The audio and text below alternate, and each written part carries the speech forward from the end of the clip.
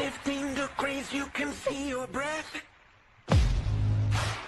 Out here in the lake of fact, breaking tables like it's poetry.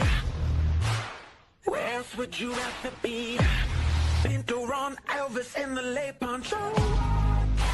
The members that you need to know. 'Cause once you out here now, your family. Where else would you rather be? Where else would you rather be? Welcome into the Nickel City Crew. I am your host, Rob Crippen. Please like us on Facebook and follow us on Instagram and Twitter at Nickel City Crew. This episode, along with all of our episodes, are presented by Crippen Legacy Entertainment here on Spreaker and StreamYard. We're so glad that you're joining us for some of your Buffalo Bills and NFL content again today. And as always, these are my Bills thoughts said out loud. It's a vibe so ridiculous. Since 12 plus 83 was 6. The shout rocking like a symphony. Where else would you rather be? All right, let's get straight to it. Really excited for tonight's episode. Sometimes things are just out of your control. Nickel City Crew, Bills Mafia, we all know that. So listen, from the bottom of my heart, I apologize for last week. I will take responsibility. It wasn't really in our control, but DT and I could not get on, technical difficulties. So what do, man? We just keep plugging. We just keep moving forward. Like Hank Schramm used to say, you just keep matriculating the ball down the field, gentlemen. Listen, joining me tonight for our offensive preview, riding shotgun, as always, my co-host Adam Dumptruck Rupsick. Check him out on Instagram and Twitter at Adam Rupsick, RUPCZYK. Holla at the crew, DT. We back, baby. I mean, we back. I mean, you can't stop us. You can't stop us. Good clack, we back. No problem. Just a little week off. Just a little bye week in the preseason. Ain't nothing we can't handle. Nickel City. Rob, how we doing, baby? We're back on Friday night. Overwhelming support. Shout out to all our fans that, obviously we were crushed. We couldn't go last week. And the people reaching out to us that need it. They need our content. They need the crew, baby. So don't worry. We're back. You'll get it now. Let's go. Let's go. I love it, man. Yes, and you're absolutely right to point to that, because I got some feedback as well from some of our fans who were wondering what the hell happened. You put out a promo Crip and said you were coming, and then you never showed up at 9:00. So again, I apologize. It wasn't on us necessarily, but as the leaders of the crew, we will take responsibility. But listen, we're back. Listen, big episode tonight. If you saw our promo today on Instagram, you will know that I'm really, really excited about our guest tonight. Now, our first guest that we're bringing up, listen, this is my Brazilian brother from another mother, man. I cannot wait one day to get down to Brazil for a myriad of reasons. But number one, to go ahead and visit my good friend. Listen, check him out on Buffalo Rumblings. You know him. He's already been here before. Welcome back, Fernando Schmude. Holla at the crew, Fernando. What's going on, man? Holla at the crew. What's up, Rob? DT, good to be back here, man. And couldn't wait to join you and to talk some Bills. The wait is over, right? We'll see some Bills football tomorrow. And that's right. Yeah, can't wait, man. Well, thanks for joining us tonight. We do have another guest as well, Nate Geary of WGR, who does, you'll know him from the post-game show and stuff like that. He'll be on a little bit later. He's at a golf tournament, but he is going to be joining us tonight to give some takes. But listen, let's kick it off, fellas. We've no time to waste. Listen, it's funny because when you talk about the 2026 Bills offense, it's interesting because everything has kind of changed. Everything that we have known has kind of changed, and it starts with the head man. And it's the reason that I named the episode the way that I did in respects to the fact that this is now Joe Brady's show. There's really nowhere to hide in respects to who you're pointing the blame at, who you're pointing the fingers at, different things like that when things don't go right. And it's funny because, Fernando, I wanted to kick it off. DT and I had talked off air, and it was funny because there's a prevailing sentiment out there, and I don't know how big of a percentage of the mafia feels this way. I know that I personally feel this way, but that a lot of people want to say, well, listen, when Brady came in a couple years ago, we all remember it was 12 men on the field. Dorsey gets fired after that Denver game, and then Brady comes in, and I always described it as he kind of performed triage. He was finding a way to just stop the bleeding. how do we stop the bleeding? And he leaned on the run game a lot that year. And then he actually leaned into it again the following year when he took over for full-time OC for a full season. It's interesting, Fernando, because I am under the belief that Sean McDermott, although he never called plays for the offense, and obviously he's a defensive guy, I thought that there was always like a governor. There was always like I don't know, something like when you working for your boss. DT has described it this way before, where you kind of want to make your boss happy. You kind of want to make your boss, happy with your work. And you might do things that are outside of your comfort zone to make your boss happy. How much effect did Sean McDermott have on Joe Brady and his play calling these last couple of years? Because for me, I think that we should see a new offense. Maybe you feel different. I don't know, but I'm very interested to feel and to hear how you think about it. Because for me, there was a situation where we were so run heavy where I didn't really recognize Joe Brady. It was not the LSU, Joe Burrow, Joe Brady. It was not even the Carolina Panthers down here in Charlotte where I am, where he was throwing the ball so much that Matt Rule damn near wanted to kick him out and he got fired down here in Carolina. He leaned into the run game.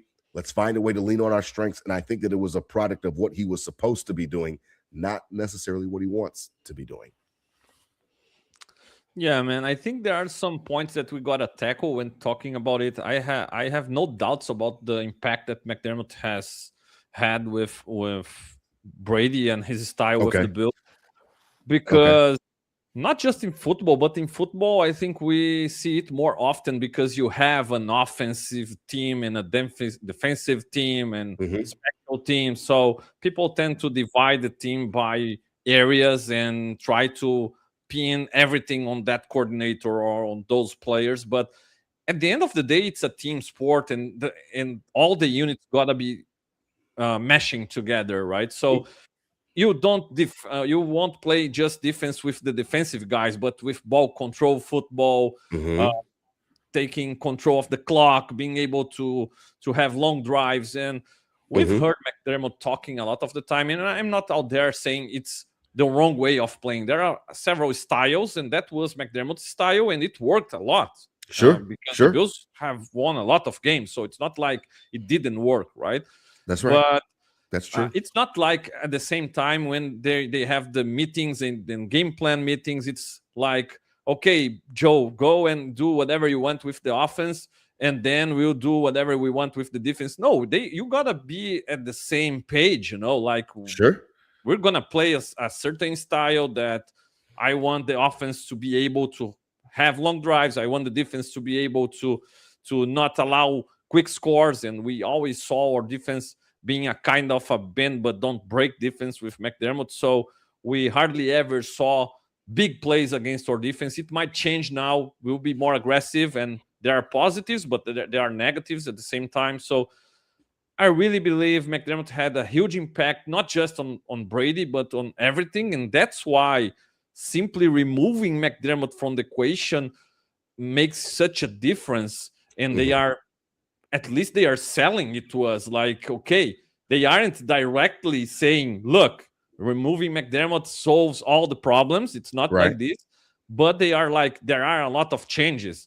Even Josh talked about the new unis and the changes, right? So new stadium, new unis, new vibes. And so, yeah, there will be changes. I think our offense will change. We don't have Cromer anymore, and Cromer was a huge coach. In my opinion, the best coach pound for pound we had, experience, production, everything.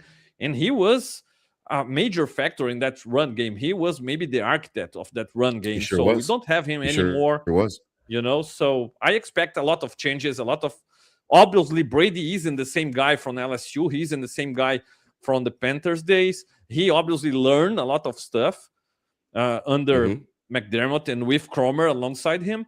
But he's, at the end of the day, a pass-happy guy, a former wide receiver, a guy who likes to air it out, right? So I expect to see a lot of changes. And one more point that we can't forget, he took over when McDermott was arguing about first Dable and then Dorsey throwing it out too much. So if you are having an opportunity and you are taking over for somebody who just got fired for throwing the ball too much, you obviously will try to run the ball a lot. So it's not a problem anymore, right?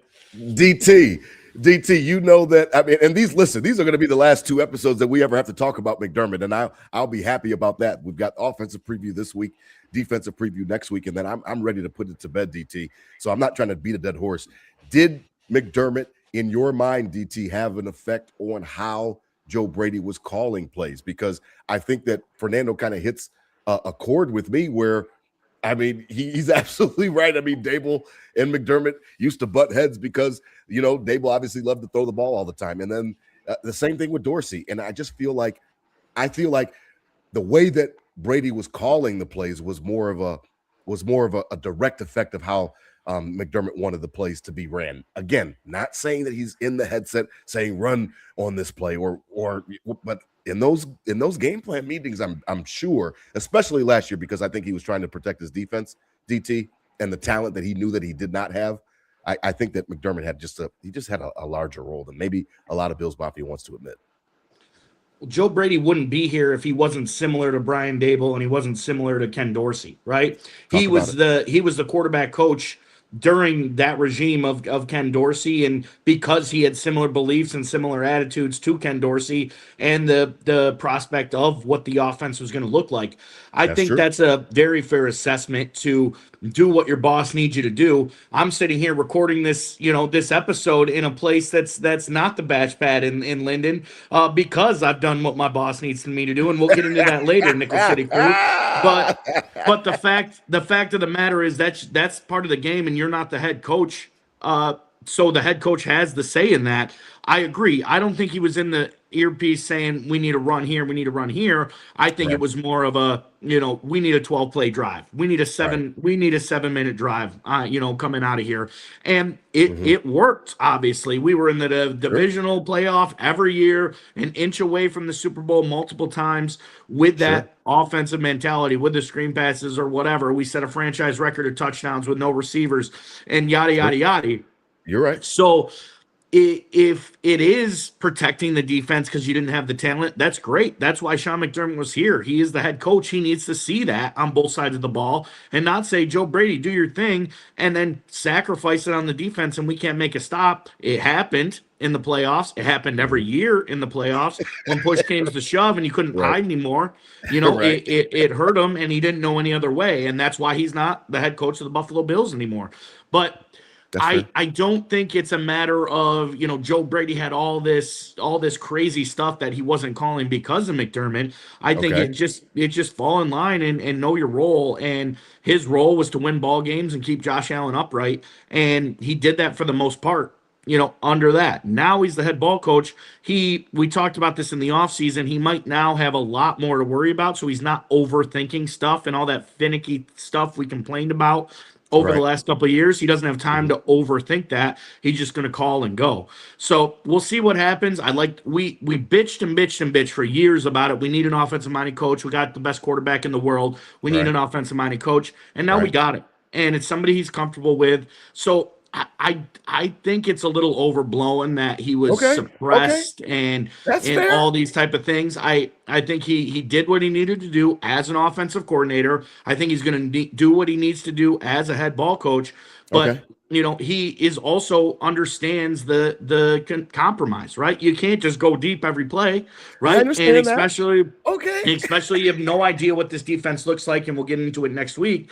But you have no idea what this defense looks like. So there has to be still some conservative situations on the offensive side of the ball. And Joe Brady coming in is the first time. Who has he learned to be a head ball coach from? It's Sean McDermott. Mm-hmm. When he was in Carolina, it was Matt Rule and, whatever. What did he learn from him? Yada, yada, yada, or at Orgeron in LSU. Mm-hmm. But he's learned from Sean McDermott. So he's going to carry over a lot of the same traits because that's just what he's familiar with. That's what he knows. He doesn't have time to study all these other coaches. He studied Sean McDermott and worked under him. So he's going to carry a lot of the same traits into this year as the head ball coach. But yes, he now has the open playbook. So I think there are going to be some new things we see, some folds in the offense, but I don't think it's going to be a massive difference by any means. I don't think we're going to be the most rush attempt team. I don't think James Cook is going to win the rushing title. And half of that is because you have the best quarterback in the world, and everybody's so scared shitless to get beat that James Cook had a lot of open boxes. So Okay. there's a Okay. lot of factors that go into Okay. that, but it's not just because Joe Brady's now the head coach. He's like, okay, we're going deep every play. He only knows head coaching from a guy like Sean McDermott, and now he's into that head, and he's going to lean into some of those traits. But we're going to see some differences, but I don't think it was like he was suppressed. He couldn't call his playbook. I don't think it's anything like that. I think it's just winning ball games down the stretch. It's a Okay. 17-week season. You Okay. know, when you got to keep guys upright, you can't keep the defense out there in 3 downs if you start getting frisky. So I hope it's a happy medium, but I think it's a little overblown, and it's not going to be as crazy of a difference as people think it's going to be. Okay, well then hold that thought, and I'm appreciative again of all of your time again, Fernando, all the way from Brazil.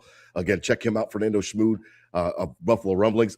Our other guest that I talked about to start the show, he's here from the golf course, WGR's finest. In my opinion, he's WGR's finest, Nate Geary, and he's already a friend of the show. I mean, I hope you've been shooting low today, Nate, and I hope that the scores were nice and low for you. We'll get to that at the end of the show. Listen, Nate. We've been having a discussion just to start the show was just how much did Sean McDermott really control what Joe Brady was calling? And Fernando says it's going to be different. And I think that the consensus here is that, yes, you want to make your boss happy, Nate. You want to make your boss happy. If he says we got to do a little bit more of this, we got to do a little bit more of this, then you're going to do what your boss says to make him happy because you want to keep your job and you want to show that you're competent. Did McDermott have a big effect? I think definitely that he had a way bigger effect than DT does, and that's fine that we don't agree. Did he have an effect? Was it not that much? Was it what? I don't know. DT and I differ. So first and foremost, welcome to the crew. Welcome to the crew. Do I sound all right here? We good? Yes, we good? You do. All right, cool. I like to do a sound check, and I didn't get to do it prior. So, so listen, I got in. I caught most of that. There's some things I agree with, some things I don't. Here's the thing. I think we've all probably at some time in our life have coached at some level, right? And we've all been. I was an offensive coordinator for a couple of years under the coach that coached me, and then I got a year to coach as a head coach. And I just remember thinking to myself, like, hey, when you're in that position, I'm going to do this a little different, and I'm going to call this play this way. But I think what you also have to take into account is it's almost 3 layers back from McDermott, meaning that run scheme that we've seen for the better part of 3 or 4 years, that's Aaron Kromer's. So it's not even Joe Brady's run scheme. So I think, like, when you consider the fact that this is a run scheme that now is completely his, it's a passing concept. It's I could tell you DJ Moore's handpicked by the head coach. I could tell you, like CJ Gardner-Johnson's handpicked by the head coach. So there are some decision-making just from a personnel perspective that you can see as hey, I respect what, kind of Sean's philosophy was, but we got to move in this direction. And I think anytime, you're an offensive coordinator, you're one away from the head coach, there's going to be things you're thinking during a game, during a season where you're like, hey, like, I understand the philosophy there, but here's why I would do it differently. So I think that the run game is going to mimic a lot of what we saw under Aaron Kromer, but I think you're going to see a lot of Sean Payton. I think you're going to see a lot of outside zone. I think you're going to see a lot of the use of the running back out of the backfield in the pass game. But I think more importantly, I think this team probably the second Joe Brady took over, I'm sure there was, what's the number one thing we need? We need a true deep threat. We need somebody that can stretch the defense vertically. We need somebody that can create some more separation and some more space to work in the intermediate and underneath game. So I was on, I forget where I was on, but I've sort of been hitting this point for the better part of a month or so, which is this is the first time since Diggs, probably Sanders, Gabe Davis, and John Brown / Cole Beasley, where you look at it and you say they've got a 3-phase passing attack. They've got deep, intermediate, and short game. They've got guys that can do the middle. They got guys that can do the perimeter. And I think it's the first time I've looked at this offense and specifically the passing game since Diggs left, where I said, right now, DJ Moore could have 80 for 1,210 touchdowns. And I think you would probably say that that's that's probably one of the best offenses in football when you consider Dalton Kincaid is going to run. If he can be healthy for 17 games, which we haven't seen, right? Yeah. But I think James Cook is going to get 10 to 12% more in terms of targets in this pass game. I think Ty Johnson's up for a boost. I think Khalil Shakir is probably the one guy that's going to take a little step back in terms of production, because I just think there's a lot of mouths to feed now. And it's very clear if you guys have been to practice or if you watch practice, this is an offense that wants to stretch the ball down the field. That's right. That's right. Like I said, I came in, there was a lot of things I was nodding my head with, but there's just a couple of things where I'm like, I just remember what it was like. Somebody you respect, somebody that has been a mentor to you, and you're like, hey, I get what you're thinking, but I'm a little younger. I'm a little bit more offensive minded. We're going to shift that philosophy just a little bit. Yeah, just a little bit. Fernando, it's funny that, because Nate and I think alike a lot. And again, I don't want an echo chamber at Nickel City Crew. So I'm happy, DT, that you and I, because we rarely disagree, DT. So I'm happy that we disagree because it happens so infrequently. Fernando, I'm interested to know, because Nate talked about something that I love to talk about, and that's 14. This is the first time since Stephon Diggs has left that I truly believe that Brandon Beane addressed the situation. Now, he might have done some patchwork stuff where he's trying, he's trading for Amari Cooper at the deadline. He's, bringing Brandon Cooks in last year. Talk to me, Fernando, about what you think when it comes to pass catchers. So we'll shift over to pass catchers now. What do you think that DJ Moore can bring? Because to me, I think that his addition is immense because of all of the other things that it creates around the offense. And that's kind of what Nate spoke to. And I've been harping on that shit since we signed him. And I know that the training camp highlights are cool to see. But Fernando, can you speak to what you think a guy like DJ Moore can do? Because I think that there's a large portion of the Mafia that does not remember how sweet shit was when 14 was around. It was pretty sweet. No, absolutely. And DJ is still an awesome wide receiver. And that's another point to what DT was talking about, because Brady only could work with what we had last year. So that was those were the weapons he had last year, and we really didn't have much. We saw some games when opposing defenses could stop or run game, or at least contain or run game, and when they could make us one-dimensional. We saw sometimes Josh struggling. That really concerned me, because when you have Josh Allen, you aren't supposed to be in a bad spot when you have to throw the ball. And it speaks a lot, in my opinion, about the wide receivers and the weapons we had last season.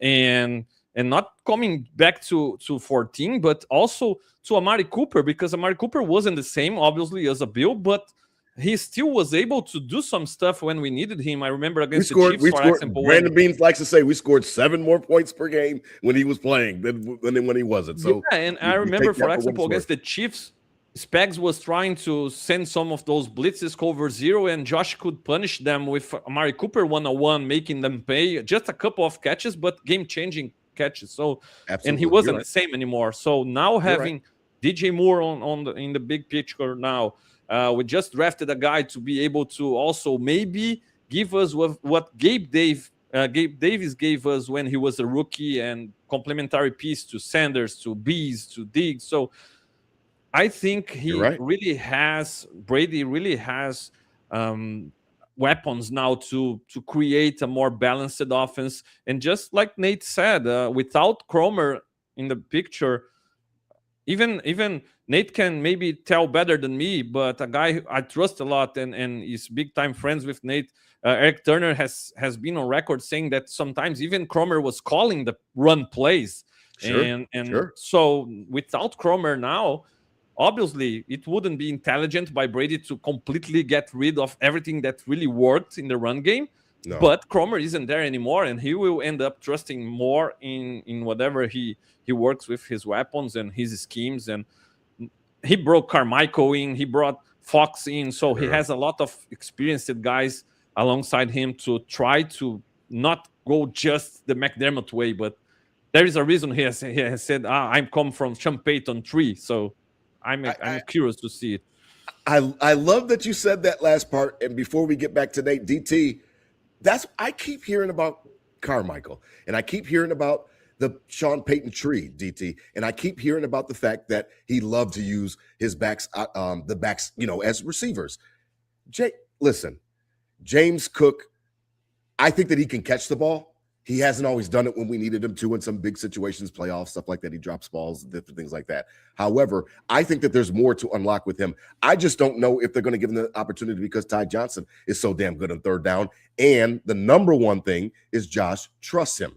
Trust is a huge part for a quarterback. DT, do you think that there's going to be a more opening up of the offense in respects to James Cook getting opportunities on third down, out of the backfield, screen passes, whatever the case may be, or wheel routes? Because I think that Pete Carmichael is like a wild card because I keep hearing his name and I know he goes way back with Sean Payton, like way back. Well, I think 17 can trust 4 pretty quickly if he already doesn't. I mean, you look at like picking up we pay him like we pay him enough to be a 3-down back, and now with Bijan getting his money and his don't agent talk coming about back. Do not talk about paying. Maybe not anymore. Homie's gonna be holding out if you keep talking like that, bro. Yeah, definitely holding out. You already know his agent says let's get what his, and all right, so let's see you for 3 downs. I mean, if he can make people miss and be elusive as he is in between the tackles and outside zone, whatever the case, why can't he want to reel out and catch a ball and get open, get on the jug machine if you can't make the catches? His biggest drop was that Philadelphia game in a couple of years ago when McDermott needed out to go to overtime, and that was some bullshit. So we get back into why can't he be a 3-down back as you look at Ty Johnson going down in practice last week. Hopefully he's okay. We're going to need him. Ray Davis needs a resurgence, not on the kick return squad, as an actual running back on this team. So the depth is there, so I don't think it's needed per se, but it's something we haven't seen, especially with something. It doesn't have to just be on third down. Why can't we throw throw to the running back on first or second either? And we bitch about the screens and the tunnel screens, but on second and 8, we throw a nice screen to 4 and he busts out a 38-yard game. We're going to like the screen. So I agree. We're going to see some new things, and Cook is now. Thurman Thomas was on Rich Eisen this week, I think, talking about how he's talking to 4, and he wants to be a 3-down back and all those things. So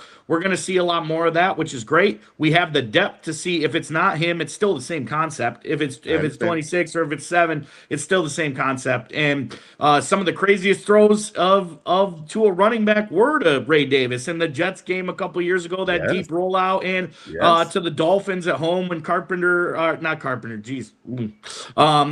Bass hit the 60+ yarder to win it at home against the Dolphins after Halloween, right?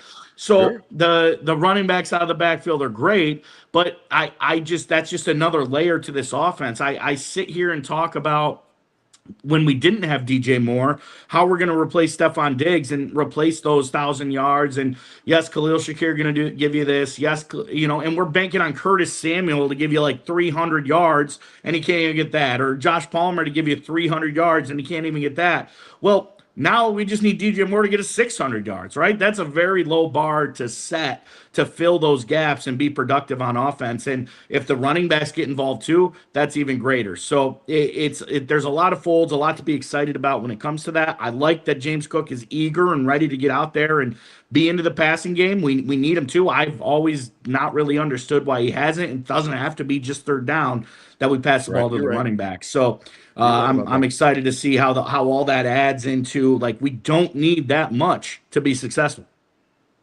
All right. Before we transition, then I'll just throw in the fly in the ointment. Nate, you had spoke about 3 levels, and I got DJ Moore and I guess Josh Palmer's been blowing up at camp, and he's been doing some great things, and I love that because we wanted him to be that, and obviously injuries sapped him of his production last year. I can't rely on 86, right? Nate, you're not going to tell me to do that. DT's not going to tell me to do that. Fernando, all the way down in Brazil, you would never tell me to do that, Fernando. You're not going to tell me to rely on 86. I think that this is the year that he proves that this is the year that he has to prove that his draft stock was worth it. I think that the Bills got caught with their pants down. This is my opinion. I'm not putting it out on anybody else. I think the Bills wanted one of those receivers. The receiver run came, they got left, and instead of going defensive, they went with Kincaid. I haven't seen it yet. I understand that when he's on the field and all the analytics, Nate, say that he's great when he's on the field. If you're not on the field, I understand that harkens back to one of McDermott's truisms. Your best ability is availability. I am not relying on this motherfucker at all. If he shows up, great. I'm not relying on 86. And I know when you talked about the 3 levels, he would be that middle level, stretching the field, stretching the seams. I don't know. I'm not holding my breath. So let me tell you this. I think that if you asked me, Nate, what Bill's offensive pass catcher is Josh most in tune with? Who does he? Nate, what Bill's offensive pass catcher is Josh most in tune with? Dalton Kincaid. I do think so. I think that. Wow, I think that interesting. The routes that Dalton Kincaid runs, Josh Allen throws with the most precision. Those in breaking, like everybody talks about how Jalen Hurts can't throw over the middle of the field. Well, I'm thinking of the opposite for Josh Allen. Josh Allen is one of the best over the middle throwers in football. And not only that, but think about this and think about just from an aesthetic perspective. If you're throwing a deep corner route, where do you want that corner to come from? Do you want to come from the boundary or do you want to come from the hash? You want to come from the hash. If you're throwing a ball that you're leading over the middle of the field, you have less margin for error for a route that starts closer to the hash over the middle of the field. I just think aesthetically, I think in terms of his ability to create separation, I think his ability to make catches over it, like it's sort of an extension. Like I think about the Denver Broncos touchdown in the playoff game. That's his specialty. I'm with you in part of why I'm probably going to be the guy that convinces people this is the breakout year for Dalton Kincaid is you got to convince me for sure, because I am not sold. It's a money year, bro. If he doesn't, he's leaving tens of millions of dollars on the table. You can want it. That don't mean your bulky knee going to cooperate. I agree. I think you're looking at what happened with Ricky Pearsall this year is the exact same thing that happened to Dalton Kincaid last year, and he still fought through it. Pearsall's going to get season-ending surgery. It's over for him. He fought through, I think, the hard part. I don't think the knee's going to be an issue this year. So if the knee's not an issue, can he stay healthy otherwise? I think that there are 4 tight ends in the NFL today that are true mismatch guys. I think it's Bowers. I think it's McBride. I'm trying to think of the other guy that I really want to put in this group because I think Kincaid's in it. You think he's in that group? Now. I think he's in that group. God, I haven't seen the fruits yet. I have not seen the fruits. Well, here's the thing. I think when he's on the field, he's that guy. Mm-hmm. I think that when he's not on a pitch count, he's that guy. If he can play 60% of the snaps, I think in 10 personnel, I'm going to put quotes in 10, because I think their 10 personnel includes Dalton Kincaid over Coleman, over Palmer. Yeah. So, but I just think it's big. It's 11 personnel, but it's really more like 10 personnel because he's your 4th receiver. Yeah. So I think as long as he's not on a pitch count, he's in for a big season. Fernando, all the way from Brazil, do you agree with my buddy Nate Geary's assessment? Because I mean, I don't know. I know that the analytics love him, Fernando. They absolutely love him, and they say every time he's on the field and EPA, and the offense runs smoother with him. How many times do you want me to run up and kick the football, Charlie Brown? Oh, I actually agree with Nate, and of course everybody agrees with me. My question with Kincaid is how much of the low number of snaps to him is a pitch count because of his knee situation, and how much is I think that it's been a huge part of everything that he's been doing. How he can't really play in line, That's my problem, my question with him, because last year I felt like several times I could call if it was a pass or a run play based on Kincaid on the field or not, and that's a huge problem for a guy that you used to say that last year, and is one of your biggest, if not the biggest weapon in the passing game. But you're right. I don't question his impact as a receiver, and I really believe he's really important in the passing game. the problem is this. I need to really know if he can play more snaps, if he can be on the field more in those situations where you run the ball sometimes, so you don't become so predictable with him on the field and becoming a pass play coming. You know, I felt like last year it was a huge problem. We saw several games Knox and even Hall's playing more snaps than Kincaid, and hopefully it's more because of the knee and not because of how he can really produce in that 2 tight end sets, you know. Yeah, absolutely. Listen, tonight's episode is presented by Buffalo Fanbase, the official Bills Mafia podcast network that DT and I simulcast on.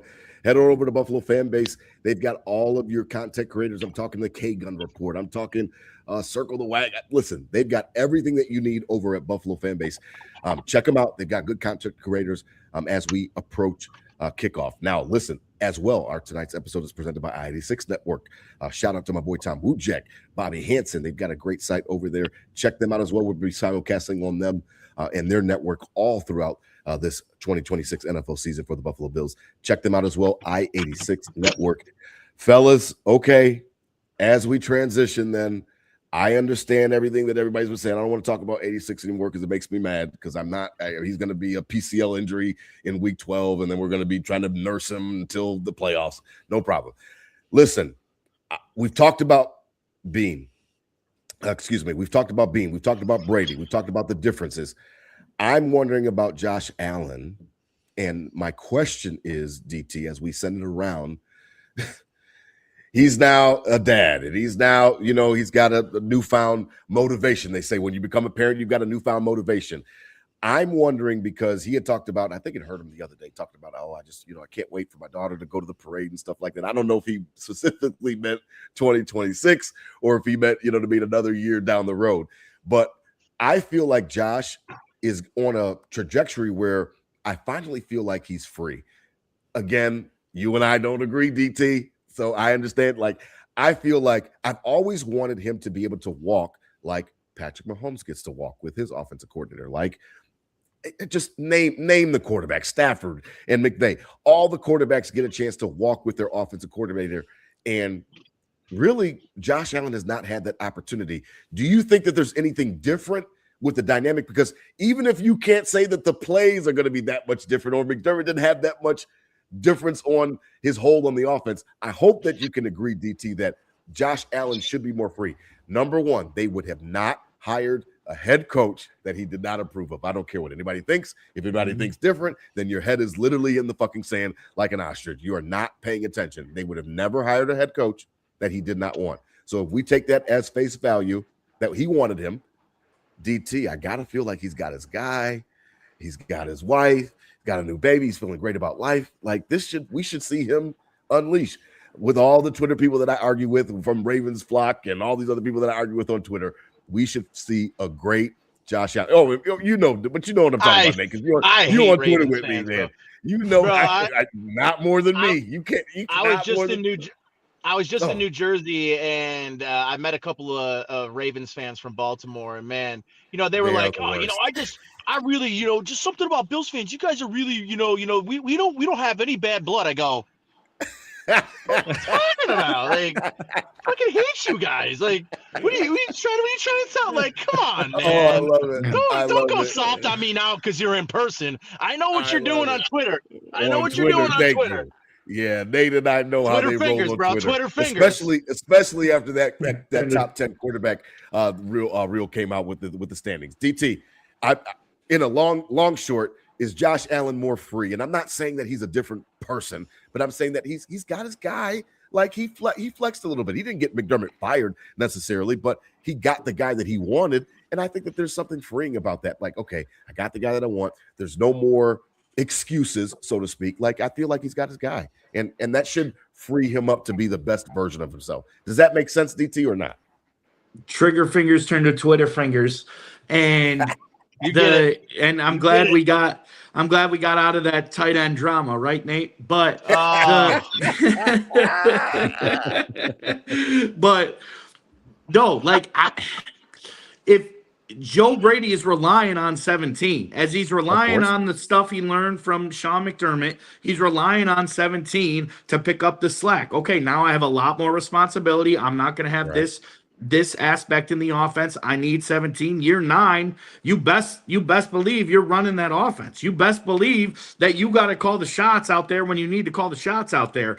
And that's so it's a rely on that. Josh Allen is a quick study. He's been coachable. He's gotten better. All his critiques, his entire career, he's gotten better on after coaching. He isn't a psychopath anymore. He doesn't. He's not as careless as the ball. He doesn't run as recklessly anymore. He is very anything you've ever had a critique on 17. He's fixed in some way or nature. Right. So he is coachable. He is an easy study. And right now, Joe Brady's going to rely on him to pick up the slack for what Joe Brady can't put in the extra hours for. So, is it the family? Is it the this? And we've talked about, Haley makes me know that I'm more than football, yada, yada, yada. Well, then great. Now you have a kid. So win a Super Bowl so you can retire, right? Win a Super Bowl so you're not drooling at when you're 40 years old. Win a Super Bowl so you can get the hell out of here and it's all good. So I knew it. That's where I'm at with this whole situation. It's not wrecking his focus. He's here to win. He's here to win a ring, and that's it. And if it shortens his career, it shortens his career, but we need one first, and he knows that. So if it's the salt crunching under the tire of the bus as you go through the street on February, whatever, through Delaware Square, and his kids there, God bless it. But I think the mission is still the same. He knows his responsibility has increased now. I think Sean McDermott tried to separate that a ton. He took some off of Josh Allen. He took some off of 17. He almost was, I wouldn't say upset, but he definitely made it a point to not hype up 17 as much as the world has hyped him up because he was that type of guy. It's all uniformed. It's all one team. I think Joe Brady gives a little more. No, 17, you be you. You are the leader of this city. You are the leader of this franchise. You are the leader of kids that I'm so jealous of going to elementary school wearing 17 jerseys when the best I could do was an Eric Moulds jersey going to elementary school. So the point is 17 knows it's graduation for him as well. It's not just same old ball. It's not just same old. You're year 9. It's you need to pick up some slack, and I think he's ready for that action. And that's where I zero doubt. I think Sean McDermott tried to underplay every one team. We're not going to put somebody on a pedestal, but Joe Brady's like, yo, I need you on a pedestal 17 because I got a lot of other shit to worry about. I need you to take care of this. Fernando down in Brazil, is Josh more free, or is that am I off on that? Is just, when I say more free, I don't mean that he's going to go back to Sugar High Josh against Houston. That's not what I mean when I say that. What I mean when I say more free, Fernando, is that it's my team. I'm running shit. I'm the main motherfucker in charge. And listen, man, I got a coach that's going to back me up, and I'm ready to go to war. I just feel like he's just more free. It's just, what did Alec Anderson say? And then I know that the Bills don't like him getting out there on the media, but what did he said? We walking around like our assholes. He's like the tight. cool uncle. He said now we got the cool uncle. I mean, at the press conference when Joe Brady came, he said we walked around like our buttholes were tight. And now we don't have to do that. And then he comes out a couple weeks ago and says, like Nate said, the cool uncle that we can hang out with. I feel like Josh should be empowered by this move. It's really what I want to say, Fernando. I think he should feel empowered by this change. I hope so. I think to have this kind of head coach as a leader, you got to trust your leaders in the locker room. You got to have good leaders so you can still have the discipline, but also be yourself like Brady has preached and still be successful. I would die on the hill that the best version of Josh Allen wasn't the MVP version, and it was the version that I saw under Dable going into that playoffs and that run that unfortunately ended that way that we don't want to even talk about. But 13 seconds. I think that was the best version of Josh Allen, a version that got the green light to really lead that offense, and then you play complementary football around him. Not this latest version. Like last year, I felt sometimes like they wanted to help Josh, maybe taking the ball out of his hands, having a really good run game and trying to win even without Josh, or just with Josh being a threat, but just handing the ball off. And then when things went poorly, let's go, Josh, save us, right? Please go put on the cape. Yeah, put on the cape, be Superman and save us.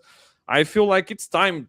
People compare Josh to Peyton Manning, obviously, because of the career and taking the time to win the first Super Bowl and stuff like that. Against Brady. And yeah, I think it's time to give Josh the keys to the offense, just like Manning had, and I won't compare Josh to Peyton Manning mentally speaking, but I feel like Josh is not just people tend to think has a cannon of an arm and he's athletic and stuff, and forget how smart he is, how good he is in the mental part of the game, So I think Josh can be this kind of quarterback, and he can make the checks and maybe check out of a pass play to a run play if he feels like the box isn't loaded enough and stuff like that. So I hope Brady really does what he's talking about. He says all the time, we have Josh, and Josh helps a lot, and a lot of stuff about Josh. I hope to see it translating in this approach, really handing him the keys and allowing him to run this offense, to be a Peyton Manning as a leader of this offense, and at the line of scrimmage as well.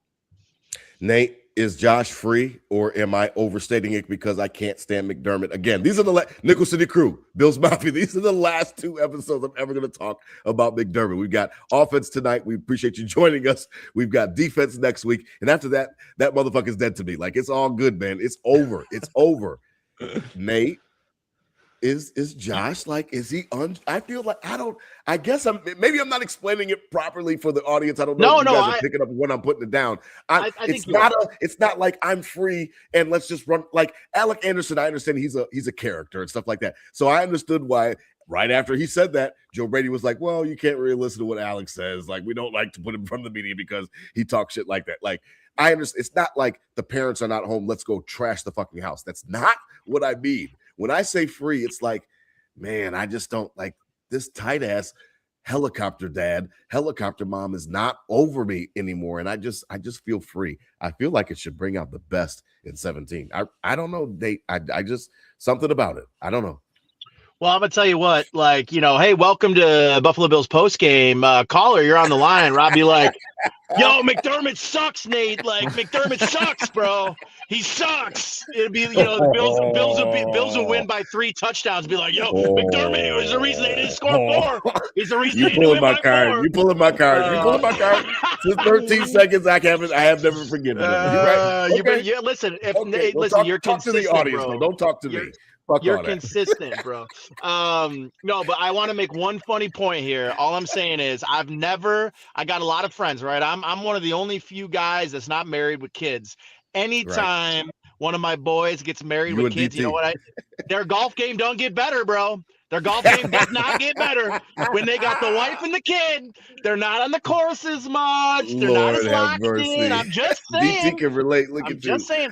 But I will say brothers. this: it looks like Josh's game is still on the course anyway, still locked in. But listen, I think there's something to be said about a quarterback that feels like he's got a guy at the helm that knows him. That knows how to call an offense and has surrounded himself with weapons. And I think if you're talking about being free, I think there's something to be said about maturing and kind of growing into a position that Josh has. And I think, I might want to turn this on its head for you, bro. In meaning, I think that there is probably a sense of responsibility, a sense of guilt. I think Josh has talked about this, about McDermott getting fired after that game. And listen, I think even if they win that game and they lose in the AFC Championship game, I still think Sean's gone. McDermott's gone. But I do game think he had 4 turnovers in. Yeah, that's right. I think that there is. I think that more so than a freeing feeling because he's got a guy that he knows and that a guy he signs off on and an offense, blah, blah, blah. Like, I think that I think anytime you have a sense of guilt, anytime that you have an added motivation, anytime you can find a little extra, a little extra to play for, I think that the greats always find ways to find more motivation. And I think listen, they're always going to be motivated by winning the first Super Bowl, right? But I think the last couple of years, there's been this sense of, I think about this team under Josh Allen. They've been at their best when they've been underappreciated, when they've been undersold, when the last couple of years where after 2020, it was like, oh, this is the best team in the football and they're winning a Super Bowl. And then, I think they're better in that position of being under, but it's hard to be an underdog when you're this good, this long. Yeah, correct. And I think that he's got a little chip on his shoulder. I think that he feels a sense of responsibility for why Sean's not there anymore. And listen, I think we all could agree, like, I would have loved for them to win a Super Bowl with Sean McDermott, because I think he really personified at the end and before he was fired, and that lead up to the last home game at Highmark. That guy really did bleed Buffalo, and I think that he feels that sense of like guilt, that sense of responsibility, like, hey, listen, it's fucking time to go win one. And if it's not for Sean, it's for the team, but like, it's for the city. I also want to say something too, is I think if they won a Super Bowl this year, I would very much expect Sean McDermott to get invited to that invited to that parade. I don't have it. I never had any. I'm cool with it. I'm cool with a big fat with an axe through his face. Nate is trying to rage bait me. OJ's family can come too. I never cared who won it. Like, it didn't matter if it was Marv Levy. It didn't matter if it was Sean McDermott. I don't care if Rex Ryan would have fucking run. It would have been a frat house and just slid it off the rafters. Yeah. Like, whenever it happens, it happens. I don't care who was at the helm. So like, I'm different from that respect. Like, yeah, sure. I never had anything against Sean McDermott. 13 seconds scarred me. That's a good answer, Nate, because I don't know. I echo a lot of the things that all three of you guys have said, is that I just think that it's just different. And like you said, Nate, added motivation. Sometimes I keep hearing people tell me he's a dad now. I don't know how to quantify that. I've never been a professional athlete. I've got 4 kids. I know I'm plenty fucking motivated to make sure I keep food on the table. You know what I mean? But I'm not trying to go out and get a Super Bowl. So like, I don't know. Yeah, but tell me after that third kid, your knees didn't start hurting a little more for no reason. For no reason. You're like, you're like, I need a new mattress, man. My back don't feel the same. So Nate does Josh? So then act now. You got to act now. The time is now. I agree. Yeah. When he turned 30, that was the thing. The 3 in front of the age. I said it on Nickel City Crew multiple times, bro. My life ain't getting better. My life ain't getting better. Yeah. I ain't waking up. I ain't waking up from drinking 10 vodka waters easier than I was 5 years ago. That's right. I got to drink water afterwards. I'm thinking about when I get home, if I still have Advil bedside, because if I had, right, I mean, that's just it. Everything hits different, bro. Everything hits different. Oh, I love it. Listen, I appreciate everybody's time tonight. The Nickel City Crew Tailgate Report, as we wrap up tonight, is presented by Queen City Vintage. Check out Queen City Vintage. Listen, they're right across from 40 Thieves on Elmwood. Check them out, my boy. And DT's boy, Nick and Kai, they're doing they're doing everything that they need to be doing, man. They're listen, all the Buffalo Bills, all the Buffalo Sabres, throwback, all the nostalgic gear that you need. They have got it for you there at Queen City Vintage. So listen, check them out. They are still our official sponsors of Nickel City Crew this 2026 season. We'll be having weekly giveaways starting week 1. All right, Nate, it's been a while for you being here. Fernando, I don't even think you've ever been a part of the Tailgate Report. Tell us about what you'll be doing tomorrow, how you've been enjoying your summer. We'll go through it quickly as we end the show tonight, and then DT and I will wrap up. Listen, Fernando, down there in Brazil again, I can't wait to come visit you for many reasons that I cannot mention because sometimes my mom listens to this shit. I promise you, Nick. Listen, Fernando. Exotic defenses. Wait to come visit you. I can't wait. Yeah, exotic. All right. Yeah. I heard, Fernando, I heard the scenery is great down there. Let us know how you're doing down there, how the summer been for you, Fernando. Again, check him out. Fernando Schmude. He is from Buffalo Rumblings. You can check out all of his content. He's on Twitter. He's on Instagram. Fernando underscore Schmude. Listen, tell us how the summer's been. Tell us how you're going to watch the game tomorrow. DT can't stop laughing. I heard the scenery great down there in Brazil. I can't wait to come visit you, brother. Yeah, man. I don't know what everybody laughing about. I'm talking about here. It's actually winter here, right? Because I'm wearing here a hoodie. Oh, it's winter. But our winters aren't really cold like in Buffalo, right? So I always struggle with the Fahrenheit and Celsius change. But their like, winters are our summers. I don't even want to hear, bro. Exactly. It's like right now it's, let me check, but right now it's like 17 Celsius, and we are cold here. So what is that? That's like 60 something? Like 60? Like 63. How has the summer been, Fernando? How will you watch the game tomorrow? Yeah, just anxious, and we'll watch at home, and I really like to sit down on my couch and really pay attention to everything, because recently I've wrote about at Buffalo Rumblings about the some competitions for spots, obviously, and left guard. Curious about that left guard spot. Sure. Curious about the wide receivers, linebacker now, and mostly defense. A lot of competition on defense. So, but can't wait, and thankfully tomorrow we can have Bills games on TV every Sunday again, every weekend again. So let's go. Can't wait. So thank you so much for having me. Tomorrow. You'll just watch the game. You'll be at the house. You'll just chill out. Exactly. Let us know where you at. Okay, you'll be at the house. Sounds good. Yeah. I appreciate you, Fernando, as always. Listen, Nate Geary, you just saw Joe Miller asking, how did you shoot? He said, how did Nate shoot him today? I mean, did you shoot low? I mean, where was the golf course you were at? Did you shoot low? And what the hell are you doing tomorrow?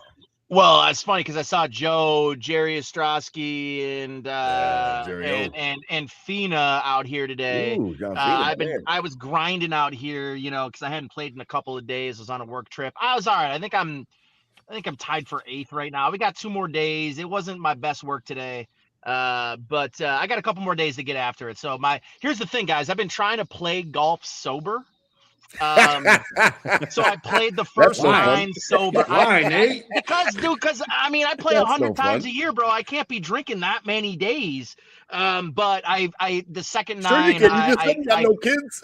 I know. But I cracked the surf sides in the back 9, and I played much better on the back. So I got some momentum going into tomorrow.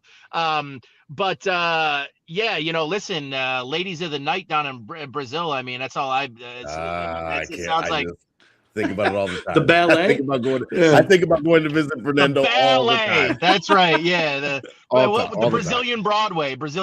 I appreciate that. I got more golf this weekend. But listen. At least it's Brazil, and you're not talking to me about like Thailand or something, because I'd be starting to worry about you, bro. No, Brazil. I want to go check out Fernando and just look at the skyline. That's it. That's all I'm talking about. But I will not be. I will not be on the broadcast tomorrow for preseason. Okay. Now, are you headed down there? No, I'm gonna be watching right from the country club bar in here after our round tomorrow. Where you at, Nate? Where you at? I'm in Hamburg, at Cloverbank, the old Briarwood Country Club. So nice spot. Nice spot down there. Good. So Joe was there today. Listen, I'm looking forward to this season, and it's going to be unique for us. I mean, this is the first year we're not carrying Bills games live. So my role's a little different, but for pregame, postgame, it's all going to be the same for us at GR. We got a little like Manning cast, game cast situation during the game. There's going to be a lot of me, a lot of Zach Jones, Owen Parker's going to be in there, Brad Ryder. So we got some good stuff ripping for during games, and looking forward to a new season, bro. Like I said, I'm cautiously optimistic about what the year has in store for us. We talked a lot about Josh. I'll be listening next week when you guys guys talk defense. Yeah. Because I think that's the biggest question mark. Because really if they're better is. than they were, It if they're really better is. than they were last I'm so year stressed out. on defense, it feels like they could. Listen, it's a deep AFC, lots of great quarterbacks. Yeah. But if their defense is marginally or even maybe notably better than it was last year, I expect their offense to be better. I know the schedule's tough, but It's a really hard schedule. they could It's be the just, year they I'm finally so win the nervous. AFC if both units are playing better. So Ooh, I'm so also nervous. I gotta get one hot take in. Mecole Hardman is making this football team, by the way. He's gonna be their number 6 receiver. But I got he's a a big return one man. for you. He's going to be the return man. He's going to be a guy that can stretch the field for them a little bit. But I also think that very much on the defensive side of the football, a guy that I expect to have that they're going to try to find a way to keep him. But Javon Solomon, I think, is going to be a guy that fits this defense so perfectly. It's just it's what he does. He's an outside linebacker. He's been having to play 4-3. He's a 3-4 outside linebacker. It would not, especially with maybe Hoyt still maybe on a pitch count, Easing his way Javon back Solomon. in. I think Javon Solomon's going to have a good year this year. Interesting. I like that. All the way from Brazil, for Fernando Schmude. Check him out on Buffalo Rumblings. And again, WGR's finest. In my opinion, he's WGR's finest. That's why I fuck with him, because I fuck with Nate. My son, my middle king's name is Nate. Like, we already had kindred spirits, man. He's a 3-time guest now. We really appreciate both of your times tonight. And again, fellas, listen, I appreciate you guys. So we'll check back in with you for sure. But I do appreciate you both, sincerely. DT, I mean, I don't know, man. It's funny because you go first, man, because I got hit with a bombshell today. So you go first. What are you doing tomorrow? Because I got a bombshell, and I'll go last. All right, Nickel City Crew. We got some things last. in the rumbling. We're not going to disclose it right now, but we are not in Buffalo. Nickel City Crew. I'm not in Buffalo doing this pod. We are remote. We are remote. We'll get into it. It's a little teaser for our fans as we move forward. But I got one thing to say in the Queen City Vintage Tailgate Report. Last week, I went to the stadium. I went to the stadium for the blue and red scrimmage. I played in a golf tournament with Ben and Anna Kay, our tailgate hopefuls, right? And we had a great time. We shot well in Erie, Pennsylvania, and then we shot right up to the stadium. Had a beautiful time, saw the place. It's an awesome place. My biggest takeaway, I won't get into everything, but my biggest takeaway, when you scan your ticket, you walk through that gate, you instantly see seat, you instantly see field. It's time to ball. It's time to fucking ball. And that's what you see when you walk in. And that's what gets me hyped. It's not a concrete wall. You got to walk around. And there's some other takeaways we'll get into as the season goes. But I am sick of the bitching. I think it's a society problem. This is the nicest building. This is the nicest thing. This is the nicest situation Western New York has. Bar none. This is the nicest thing. Bar none. And we're going to sit here on the first time it's open and bitch about it all week. And the media's going to take it and run. That the new Bill Stadium sucks. Excuse my language. My mother listens to the show. Your mother listens to this show. Fuck off with that. Fuck off with that. This is the nicest thing. I couldn't stand it, man.